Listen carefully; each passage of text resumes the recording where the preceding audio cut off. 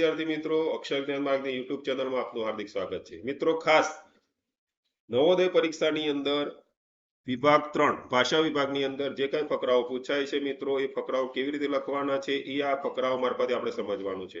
મિત્રો, અહીંયા ફકરાઓની સિરીઝમાં ફકરો 1 તમે જોયું જ હશે, ફકરો 2 નો આજે આપણે અભ્યાસ કરવાના છીએ।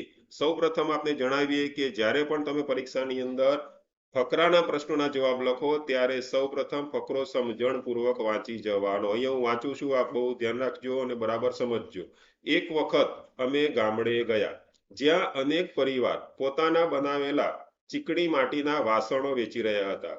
ત્યાં અમને કોઈ પરિવાર દ્વારા બનાવેલા કૃત્રિમ ફળ અને શાકભાજીએ ઘણા આકર્ષિત કર્યા। અમે ત્યાં એવા ઉત્તમ આકારો અને રંગોના બનેલા સફરજન, સંતરા અને ટામેટા જોયા કે મૂળ એટલે કે અસલી અને તેમાં અંતર કરવું મુશ્કેલ હતું।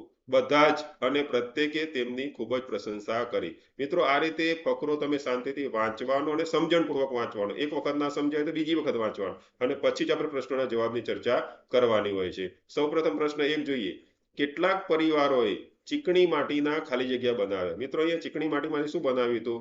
તો વાસણ બનાવ્યા હતા। તો અહીંયા વાસણ સાથે બીજું પણ બનાવ્યું, ટેબલ અને ખુરશીઓ છે કે ફળ અને શાકભાજી છે, રમકડા અને વાસણ છે કે પિગ્ગી બેંક અને બોલ છે। તો તમને જોતા જ ખબર પડી ગઈ હશે કે આનો સાચો જવાબ આવશે રમકડા અને વાસણ।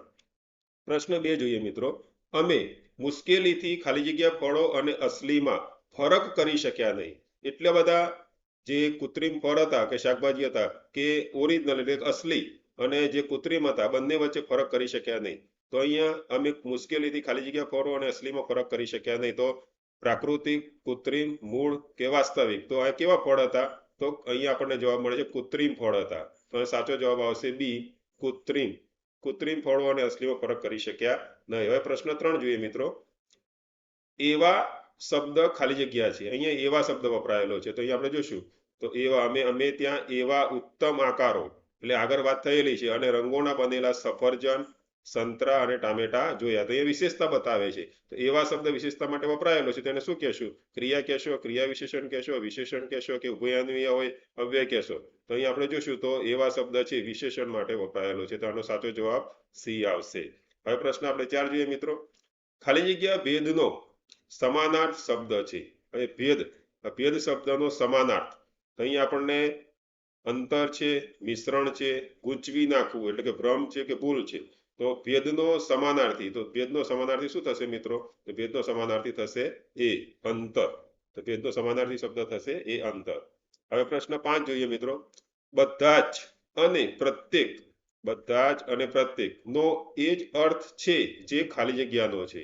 બધા જ અને પ્રત્યેક, છેલ્લી લીટીમાં આપણે સમજ્યા બધા જ અને પ્રત્યેકે એની ખૂબ પ્રશંસા કરી એટલે શું થશે? તો વિશિષ્ટ, ચોક્કસ એટલે કે બરોબર, દરેક કે ઘણા? તો બધા જ અને પ્રત્યેકનો અર્થ તમને ખબર પડી જ ગઈ હશે। તો એનો સાચો જવાબ થશે સી, દરેકે એની ખૂબ પ્રશંસા કરી। મિત્રો, નવોદય પ્રવેશ પરીક્ષા માટેના બધા જ વિભાગના વિડીયો અક્ષર જ્ઞાન માર્ગની ચેનલ પર પ્રાપ્ત થશે। તો પરીક્ષા સુધી તમામ વિડીયો મેળવવા માટે અત્યારે જ અક્ષર જ્ઞાન માર્ગ યુટ્યુબ ચેનલને સબસ્ક્રાઇબ કરશો મિત્રો, બેલ નોટિફિકેશન ઓન કરશો અને પરીક્ષા સુધી અહીંયા સરળતાથી આ વિડીયો પ્રાપ્ત કરશો મિત્રો। હવે આપણે ક્યાં મળવાના છે? તો ફકરા 3 ની અંદર આપણે મળવાના છીએ। અહીંયા ફકરો 1 અને ફકરા 2 નો આપણે વિડીયો જો, અરે વાહ, છોટુભાઈ આવી ગયા। છોટુભાઈ તમને ટાટા બાય બાય કરવા આવી ગયા છે અને કહે છે કે હવે આપણે ફકરા 3 ની અંદર મળવાના છીએ। મળીશું ને મિત્રો? આવજો।